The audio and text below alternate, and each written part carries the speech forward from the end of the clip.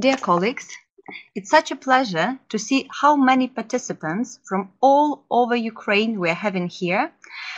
We hope we will have a great time, and today we're having a very special guest who is the author of bestseller exam books such as Laser and Destination. So we are happy to introduce Malkольма Manna here. So have a good time, enjoy it, and we will keep in touch throughout our teaching career.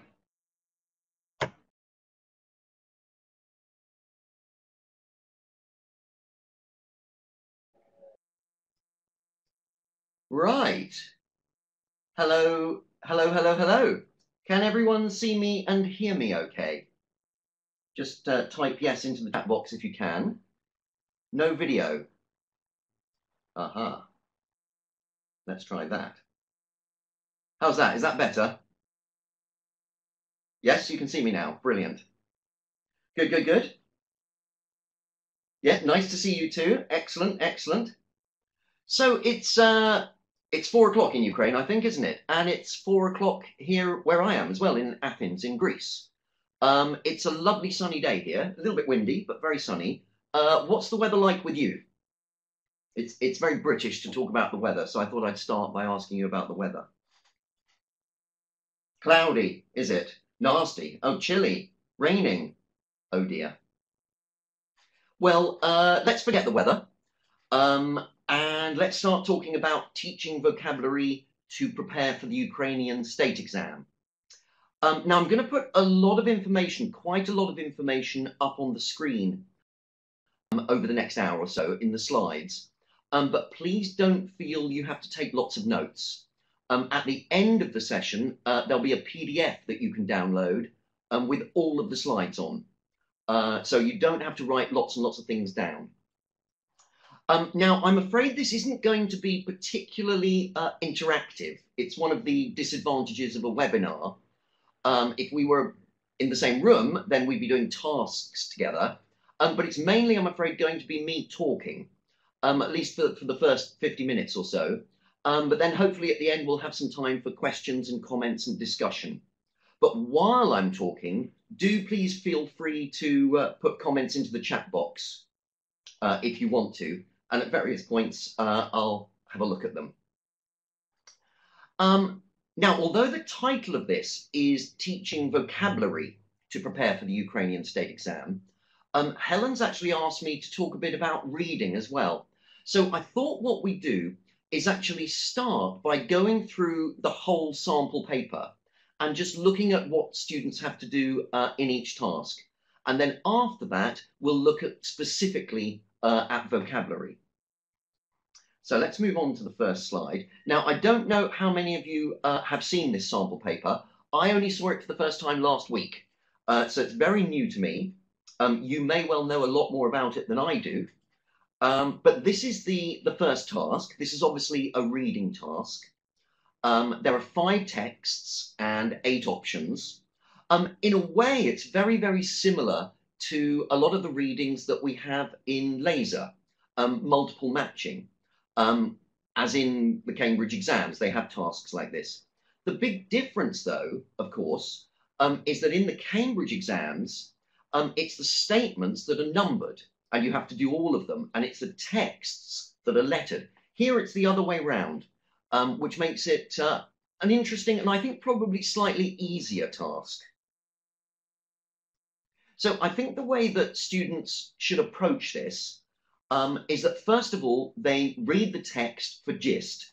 That means read it quickly, just to get a general idea of what it's about. So I think in this particular one here, if you can read it and work out that it's a theme park, you might focus in the word zoo and the word sea life. So you've got an idea of what this is advertising, and of course, work out that it's an advertisement as well. It does tell you that in the rubric. So we read the text very quickly for gist, and then we go down the list of options from A to H and discard the obviously wrong options first. So for example, here, enjoy a cup of delicious hot chocolate. Well, there's no mention of chocolate in that text whatsoever, so we instantly discard that. If we then look at B, make acquaintance with bygone times. Now there's some difficult vocabulary in there. We might not know all the words. And we'll talk a little bit later on about deducing meaning from context, working out the vocabulary if you don't know all the words. You might be able to work out from the word bygone, for example, that it's to do with gone, so it's in the past. But let's say we're not sure about B because we don't really know what it means. Then we look at C, a world famous toy, and we look back at the text and there's nothing about that. D, there's nothing about interactive games. There is the word theme, so we might be confused at first. E, admire a beautiful location with lots of attractions. Well, it could be that one. It's a theme park. Doesn't say it's beautiful. F, an interesting tour of a royal park. And we have a quick look. There's nothing about royalty in there, so we discard that one. Entertain yourself not far from the British capital. Aha, and we go back and we see 35 minutes from London. And we have to know that London is the British capital, so there's some cultural knowledge there.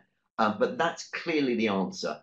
And then we just check H, get to know how sweets are produced. There's nothing to do with sweets, so we must have got the answer right. So I think that's very quickly how we approach that first task. With the second task, there's a longer text and a number of 4-option multiple choice questions. Now, those of you who use laser will know we've got lots and lots of examples of this kind of task. I think when students do this task, they should always, before looking at the questions, read the whole text all the way through for gist. They don't have to read every single word. They're reading it quickly just to get a general understanding of what it's about. If there are words that they don't know or don't understand, they should completely ignore them. It's just to get a very general idea. Who is it? What are they doing? What it's about. And then with a question like we've got here, question 6, where there's a question mark at the end, I think the best strategy is to read the question and not look at the 4 options at all. Read the question and it says it's in paragraph 1. So we then go back to paragraph 1. We find the part of the text that gives the answer and we try and understand that using our own words. So we get an understanding of the answer, and only at that point, when we think we understand what it says in the text, we go to the 4 options and we find the option that's closest in meaning. If we're still not sure of the answer at that point, we should discard some of the options that are obviously wrong. And if we're left with 2, then we make an educated guess, the one that we think is closest to the one that we think is closest to the one in terms of our own understanding of what it says in the text, if that makes sense. I am doing this very quickly. I apologize, but it's because I do want to move on to talk about vocabulary. So I hope I'm not going too fast, but obviously all the main points are on the slides, which you'll be able to download at the end. Moving on to task 3, this is very similar to the first task. I think in this particular sample paper, the main difference is that here we don't have kind of full sentences in the texts. They're very small snippets of information, very small pieces of information. Like here, 7 days and holiday, open 24, 7 days and holidays. Wash and dry 4 comforters for only $9. No full sentences in any of these adverts. But essentially, the skill is the same, I think with a bit more scanning. So I think it is worth reading the text for gist first, just to get a general idea of what it is. It's an advertisement, it's about laundry, and it's offering various things. And then we do the same thing, basically, as we did in the first task. We go down the list of options. For each one, we go back to the text to see if any of that information is there, and we discard the obviously wrong ones. So let's just have a look at that. Which of the places has a security system? So we look back at this text. Now, there might be some vocabulary that we don't know. If we don't know what ATM is, for example, and that's a cash machine, then we might not be sure. Maybe that is a security system. So we put a question mark next to that one for now and move on to the next one. has accessories on offer. And we have a look back.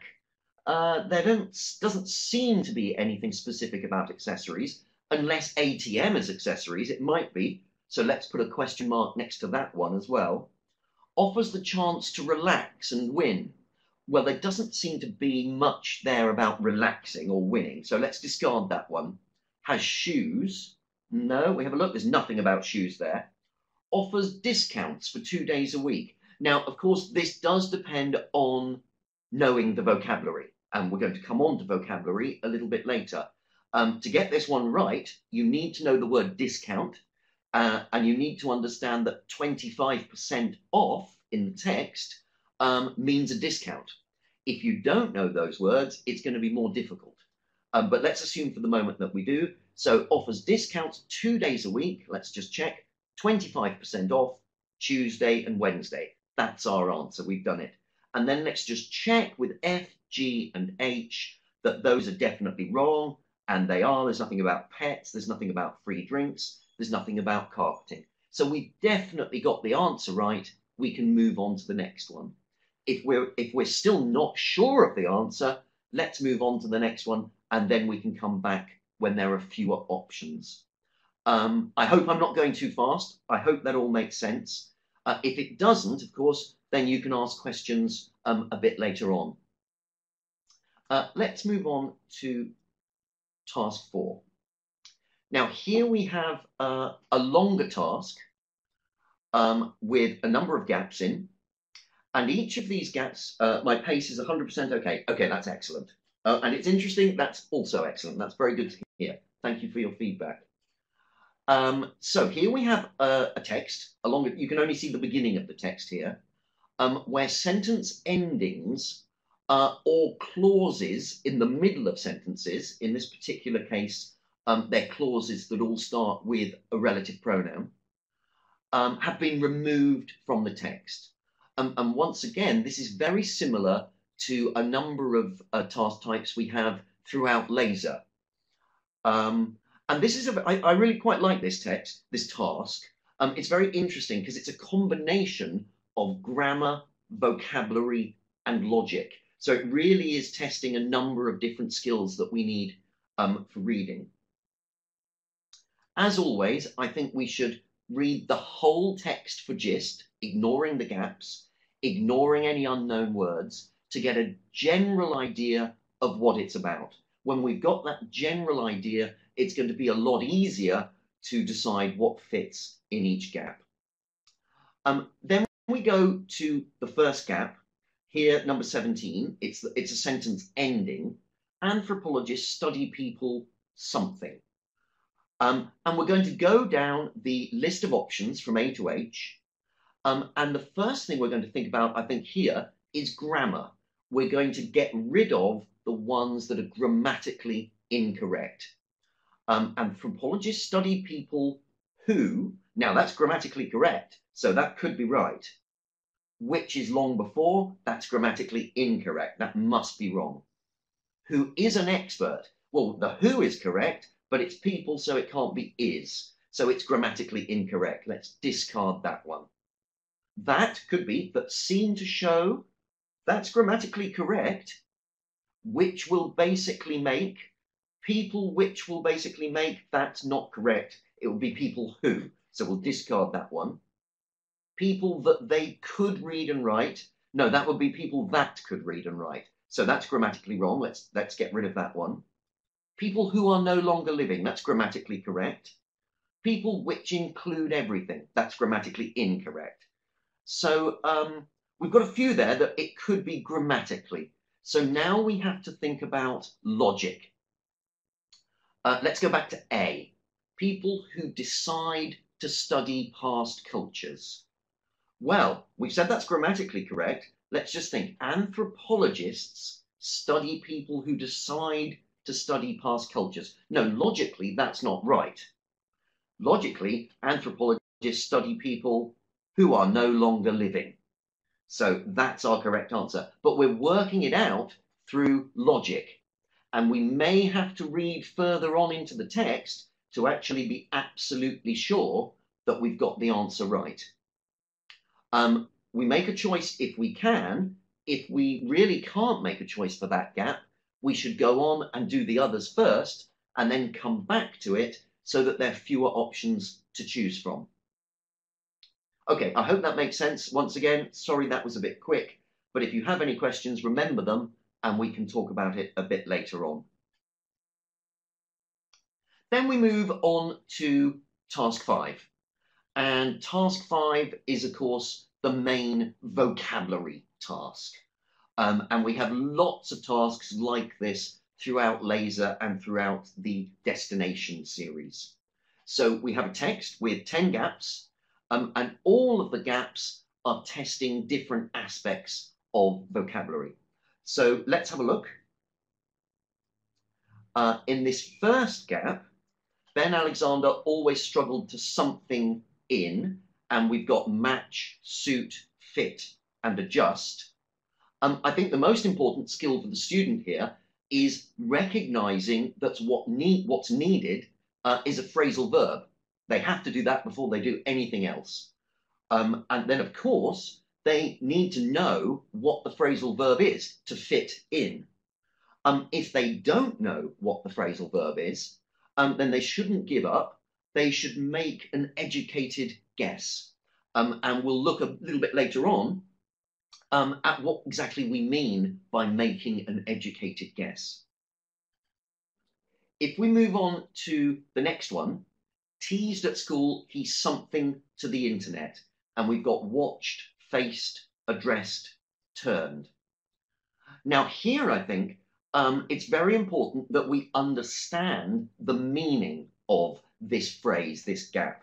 What did he do? What it means is, and we might need to read on to fully understand this, what this means is he started using the internet. If we haven't worked out the meaning, then I think we're going to have problems working out the answer. And then when we've worked out the meaning, we look at the options, and then the skill becomes knowing which verb can be followed by to. So there's a grammatical element to this. Can you watch to the internet? No, the grammar's wrong. Can you face to the internet? No. Can you address to the internet? No. Can you turn to the internet? Yes. That's the verb that's followed by the preposition to. If we don't know that, then we're going to have to make an educated guess. And once again, we'll come back a little bit later on as to what we mean by that. I am looking at some of your comments as we go through, and I'm very, very glad that some of you are agreeing with what I'm saying. Do feel free to disagree, and we can talk about that when we have the discussion section at the end. Let's move on to the next one, where he found a something new world of friends. A full new world, a specific new world, a definite new world, a whole new world. Now, I think the skill here is recognizing that this is a collocation. A collocation being a phrase, a group of words, 2 words or more, which are often used together in English, which are statistically likely to be used in English. A whole new something. Whole new is the collocation. So it's the skill of recognizing we need a collocation. It's the skill of knowing the collocation, or if you don't know the collocation, making an educated guess. So we keep coming back to this idea of making an educated guess. And the more that we can enable our students to make an educated guess, the better their results will be. So we'll come on to that a little bit later. Here's the next one. Subscribing something, the hugely popular online game World of Warcraft. Now, once again, there's some grammar involved. It's the skill of knowing the grammatical pattern of the verb subscribe. Do you subscribe on something, subscribe to something, subscribe at something, subscribe in something? And of course, the answer is, as Tetiana just said, subscribe to.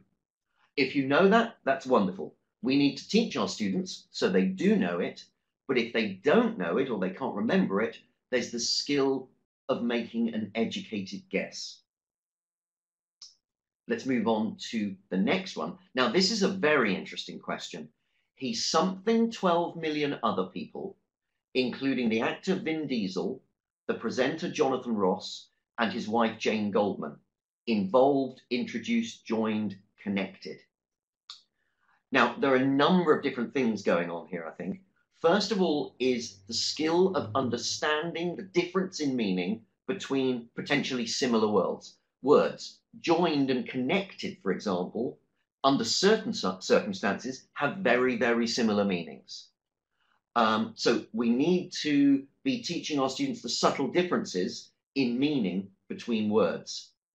But the reason I say this particular question is interesting, just by looking at this particular bit that they give you in the question, I don't think you can answer it. He involved 12 million other people. Well, maybe he did. Maybe he put a posting on Facebook and they all got involved in some way. He introduced 12 million other people. Maybe he did. Maybe the same thing through Facebook.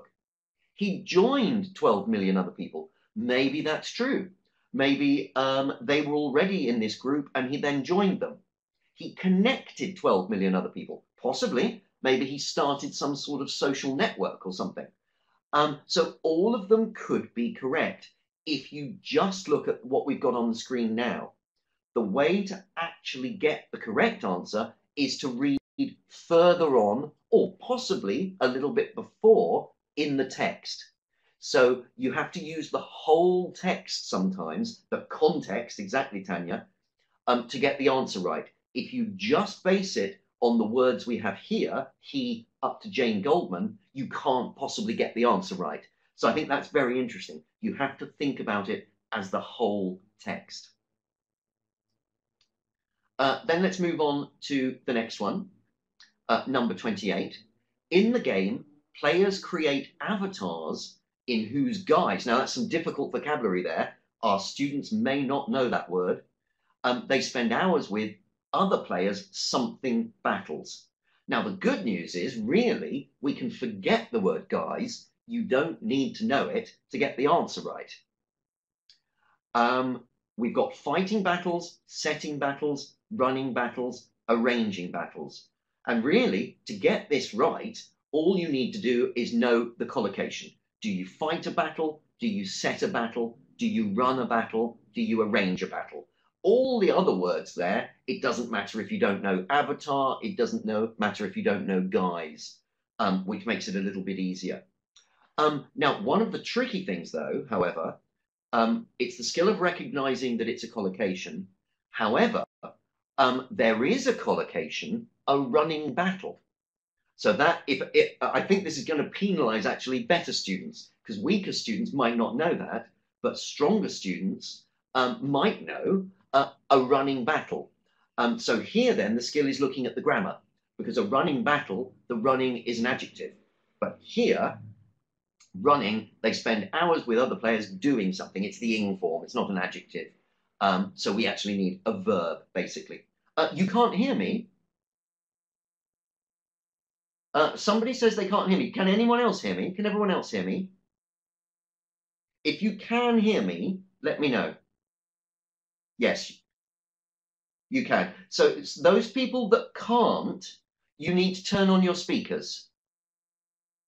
Most people can, so it's not a problem with my microphone, I think. If you can't hear me, though, if you can't hear me, you won't hear me say this. So maybe someone can type into the box that they need to turn up their volume or turn on their speakers. If you could do that for me because they can't hear me, that would be really, really helpful. So if someone could just type that into the box. Okay, super. Let's move on to the next one. He began something his biology lectures at university and spending up to 17 hours a day online. And we've got delaying, missing, wasting, and losing. Now, once again, the skill of understanding the difference in meaning between similar words. Miss and lose are very, very similar sometimes. In some languages, they swap them over, like in Greek, where we in English say miss, they use the verb to lose. So they're very, very similar in some languages. So the skill here is knowing what they collocate with in English. What kind of things can you miss? What kind of things can you lose? And also, as with the last question, the skill of a detailed reading of the text to understand the meaning. Because it's possible that he did delay the biology lectures. If he's the lecturer, that might make sense, but he's not the lecturer, so that doesn't make sense logically.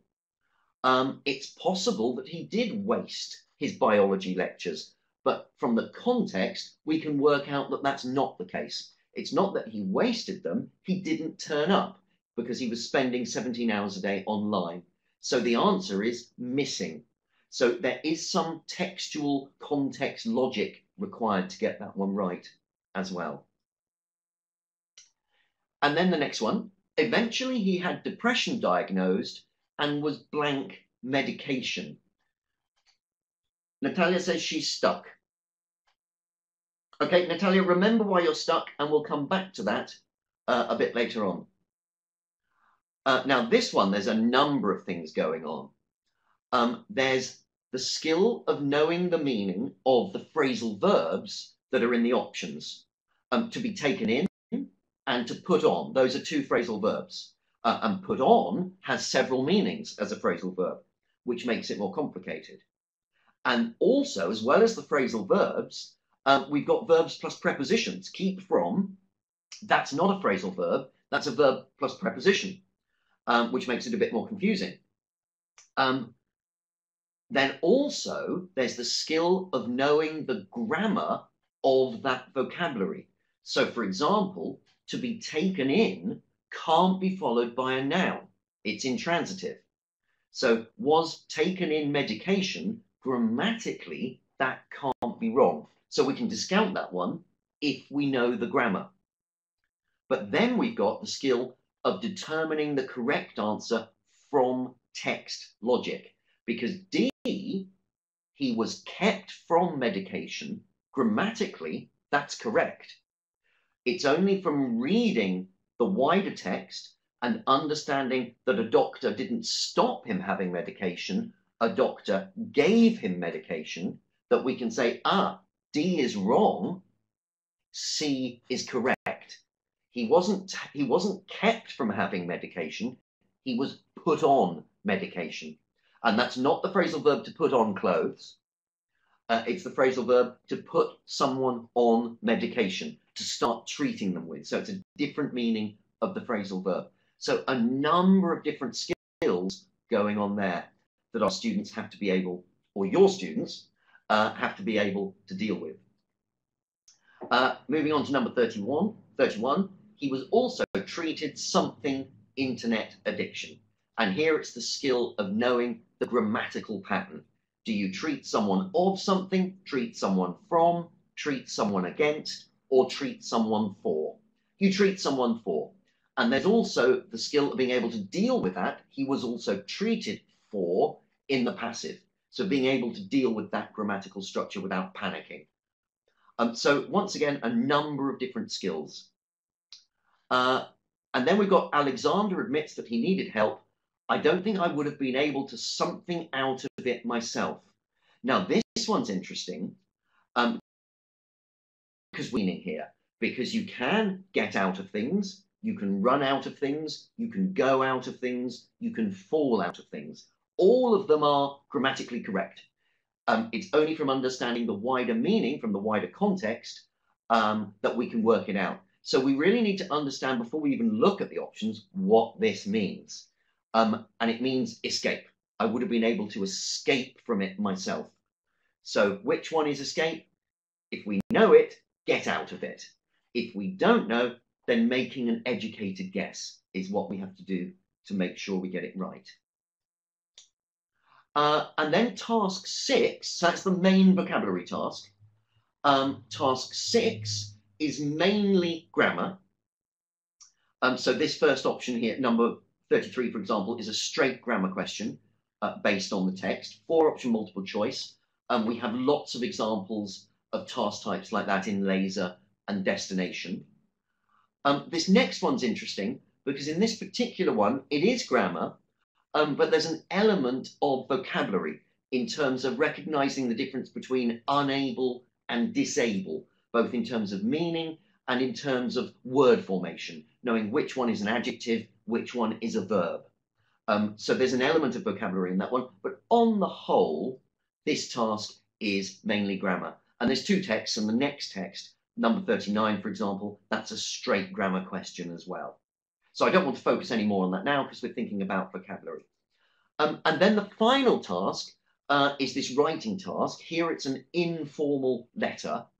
And because it's informal, it's a great opportunity for students to use, as it says here in the box, informal vocabulary, phrasal verbs, because phrasal verbs are often used in informal writing. They're not so often used in essays, but they're often used in informal writing. Collocations, patterns, idioms and expressions, informal letter expressions.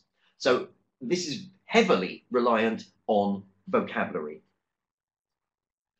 Now, before we move on to thinking about vocabulary, I'm just going to have a sip of water and I'm just going to look at some of your comments. So just take a minute to think, which of those exam tasks do you think your students will find the easiest to deal with? And which of them do you think they'll find the most difficult to deal with? Just take 1 minute while I go back and look at some of your comments and have a sip of water, and then we'll think about vocabulary.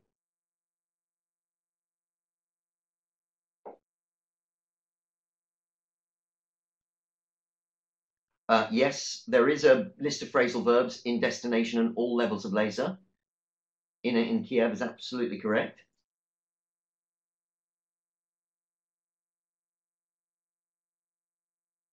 Right, are you all saying that writing is the most difficult? That's interesting. Right, I'll come back another time and do another seminar on writing. Task 1 is the easiest. Yeah, I think task 1 is fairly easy. The most difficult are those dealing with synonyms. Okay, we're going to come on to that right now. So let's start thinking about vocabulary. And what we're going to have over the next few slides are some of the principles that I believe in very strongly in terms of developing our students' vocabulary.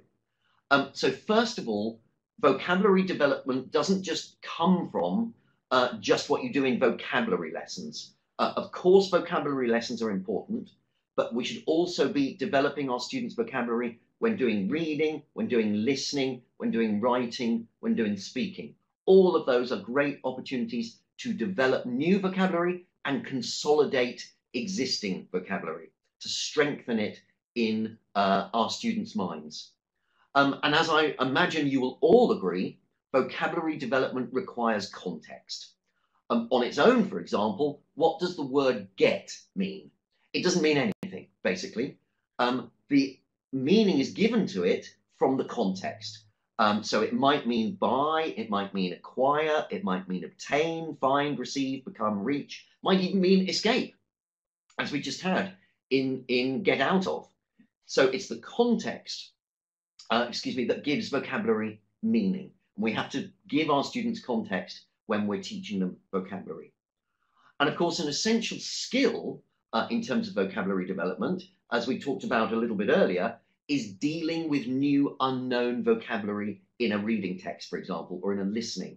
The skill of deducing the meaning from the context, working out approximately what it might mean, working out the part of speech. Is it a verb? Is it a noun? Is it positive or negative? Looking for clues around the word or phrase to try and get an idea of what it means. And of course, in a reading text or a listening text, ignoring unknown words and phrases is also a key skill. You don't have to focus on every new word, every new phrase, and think, oh, this is important. Some of them are not important at that moment. So the skill of ignoring the words you don't know and focusing on the ones you do know is also very important. But of course, it's a great opportunity when doing a reading text or a listening. If you've got problems with sound and video, you might need to play with your settings, particularly your speaker settings. I think it's okay for most people. So with reading and listening, it's a great opportunity to get students, if there is unknown vocabulary that you want them to focus on, to use a dictionary. I really recommend that every student has a dictionary, and of course the Macmillan English Dictionary is very, very good, and it's free. It's online and free, so students can access it at no cost at all. And the next essential skill, I think, both for teachers and for students, is to understand what vocabulary is. And there's a number of different aspects to that. And the first one is understanding that all vocabulary has its own grammar. The word information, for example, has particular grammar. It's uncountable, so there's no plural, so we don't say not many, we say not much.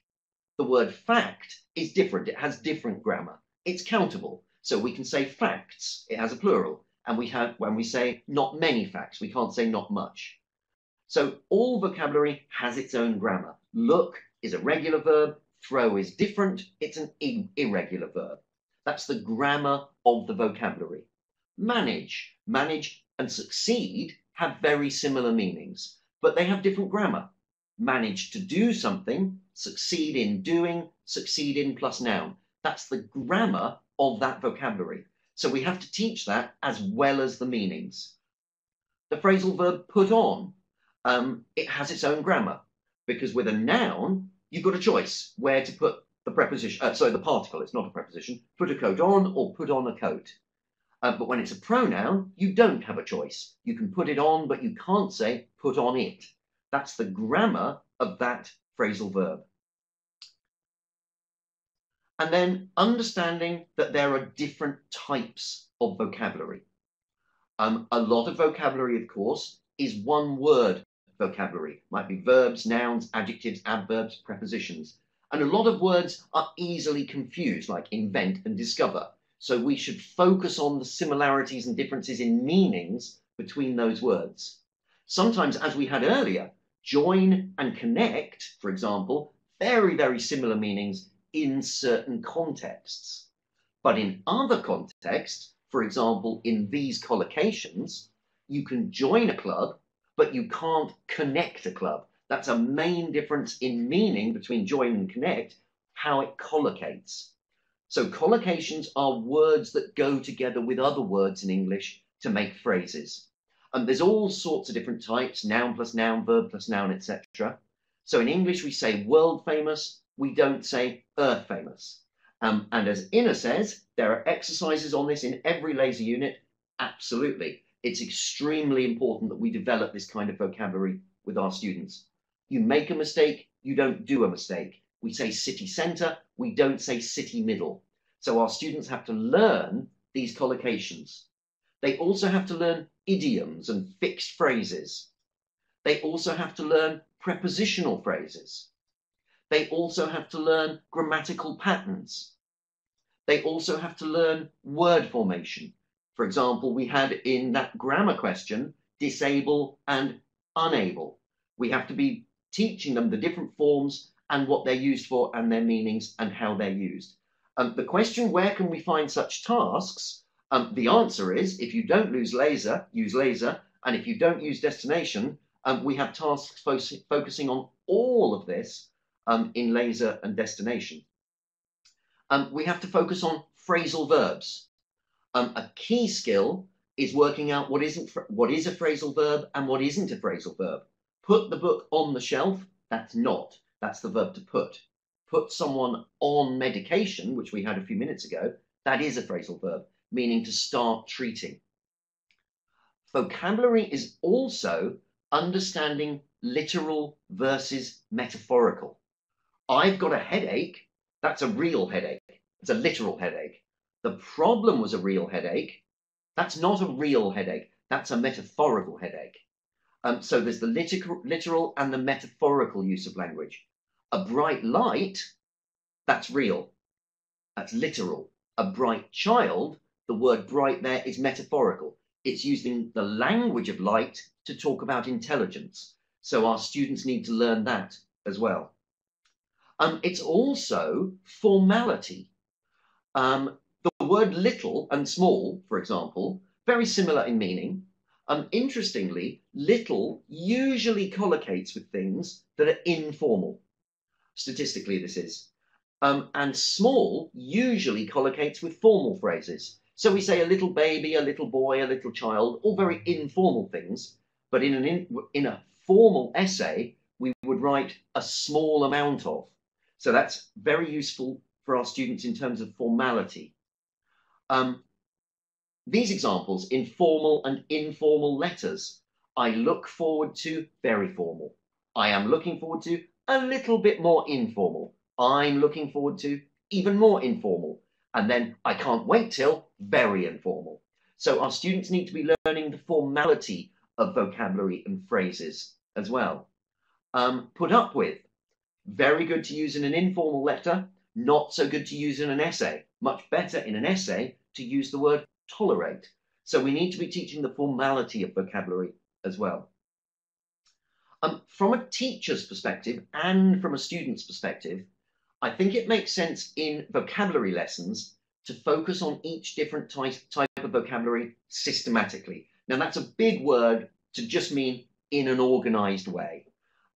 So focus on one type at any one time. Focus on phrasal verbs at one time. Focus on patterns another time. Focus on metaphor another time. And that's what we do in laser and in destination. And then over the course, over the syllabus, over the year, if you do it systematically, what that means is you can cover everything you need to cover. You can make sure that you've done all the vocabulary you need to do.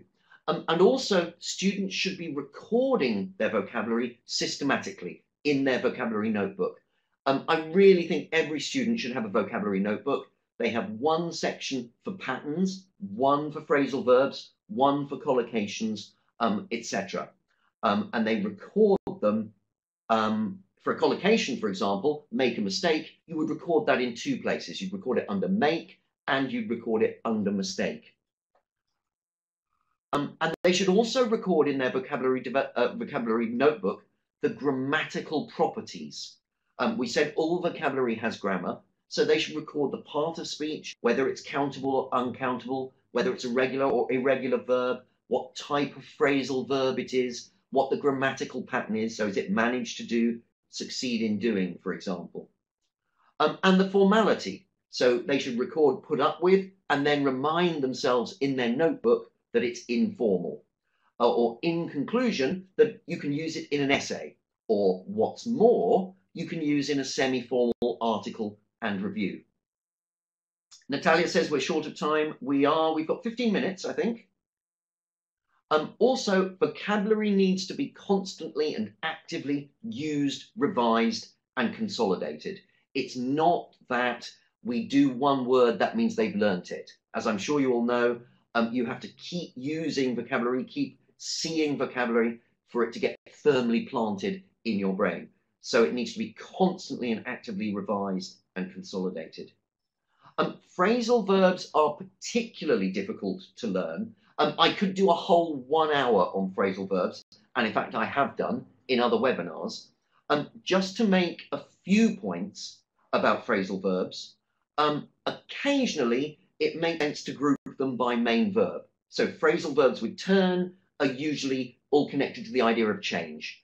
Phrasal verbs with look are usually all connected to the idea of seeing. Maybe that's literally or metaphorically. For example, look forward to, you're seeing into the future. So it makes sense to do phrasal verbs with turn, phrasal verbs with look. But with most phrasal verbs, like phrasal verbs with get, phrasal verbs with put, phrasal verbs with take, it doesn't make sense to group them by main verb. And it really annoys me when they do that in course books and vocabulary books, because there's no connection in terms of meaning.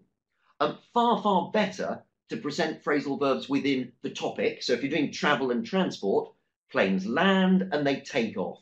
That's a great time to do the phrasal verb take off, not in a list of other phrasal verbs with take. Or you present them by particle, when the meaning of the particle is the same in all phrasal verbs. So here, speed up, put up prices, brighten up, do up a house. The up there contains the same meaning. It means more. It means increase. So that's a great way to group phrasal verbs. But it isn't just phrasal verbs.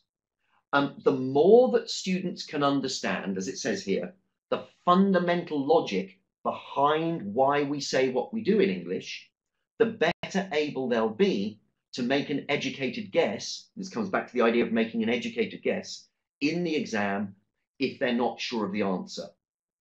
Now, we said, this is just an example. We said that with some phrasal verbs, up equals more, like cheer up. But up also equals more, and the idea of up equals more in a huge number of different words and phrases in English. Higher education means more education. You overspend when you spend too much. Above average. This idea of up meaning more is there throughout English. And down often means less. In the phrasal verb, prices go down, but you also have low rent. You underpay someone, below average. So this idea of down is fundamental throughout the English language. And even more specifically, up often means more happy, happier. So you're over the moon, that's higher. Something's uplifting. You feel as high as a kite. And down means less happy. So you feel down, you feel depressed, literally pushed down, under the weather. So down fundamentally throughout English often means less happy. And more specifically again, up often means more powerful, more important, more prestigious.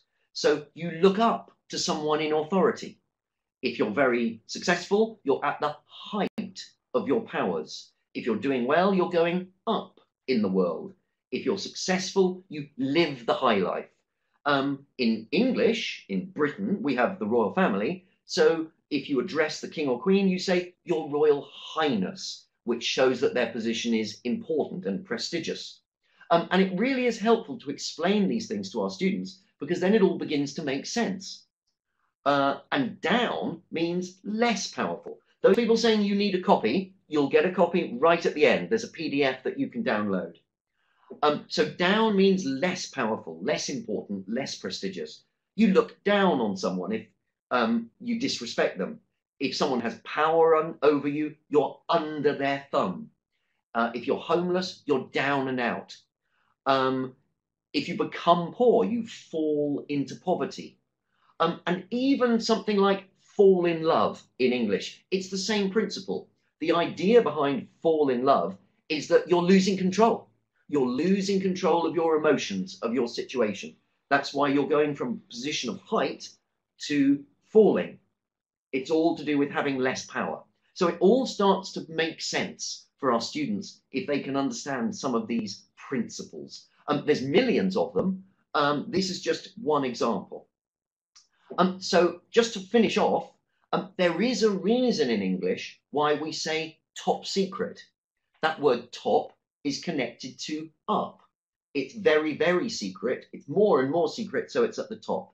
There's a reason in English why we say under control, because down means lack of power. So control is up, that has the power. There's a reason we say under arrest. It's the same thing. You're under, so you don't have the power. There's a reason we say take over a company. That over, up, means you have power. There's a yes, you can download the presentation in a few minutes. There's a reason we say look after children. It's a different reason. It's not to do with up and down, but it's metaphorical understanding of looking with your eyes, following around after them to make sure they don't get into trouble. There's a logic behind it.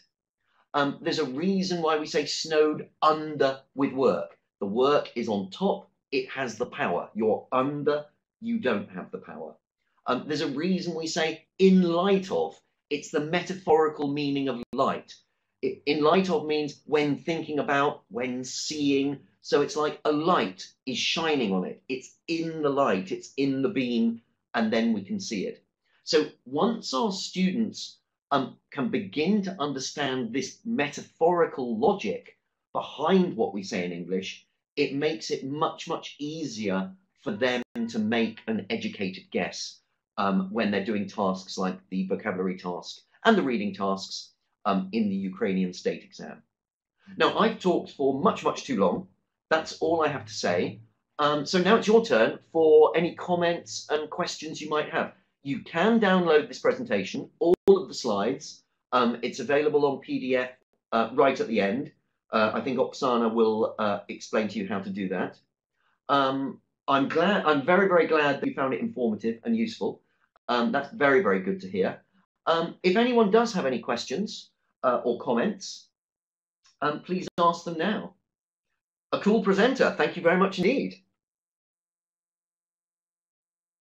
The books I would recommend are the Laser series and the Destination series and the Macmillan English Dictionary. I think a combination of those and you can't go too far wrong. I'm really, really glad that you found it useful. That's excellent to hear. Yes, you can download the presentation. Someone's going to explain to you any moment how you do that.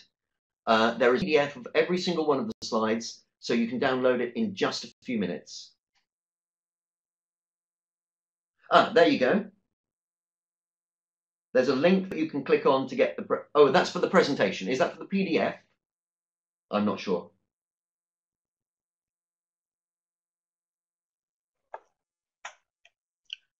Now you can see on your screens the link for downloading this presentation in the PDF format.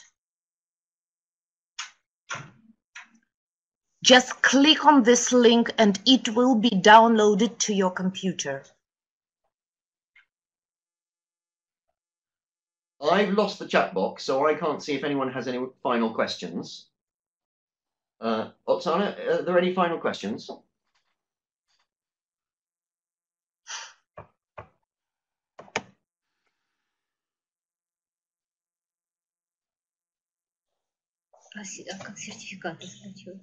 Can you still see and hear me? Yeah, we can. Yeah, we can, but I don't see any messages. Okay, fine. Only huge thanks. There we are. Yeah? Super. Here Well, in that case, let me say goodbye to everyone. Thank you all very, very much for coming. I'm really glad that you found it useful, and I hope to see you all soon, whether that's online or in Ukraine. So enjoy the rest of today. Malcolm, huge thanks. Huge thanks from our Macmillan Ukraine team and all the teachers who joined us today. Now there are almost 600 attendees. Wow, fantastic.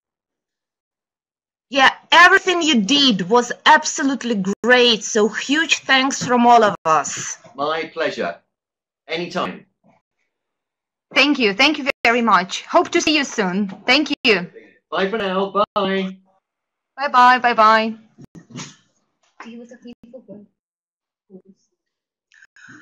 I do believe that everybody sees the link to downloading presentation. Vocabulary use malcolmmann.pdf.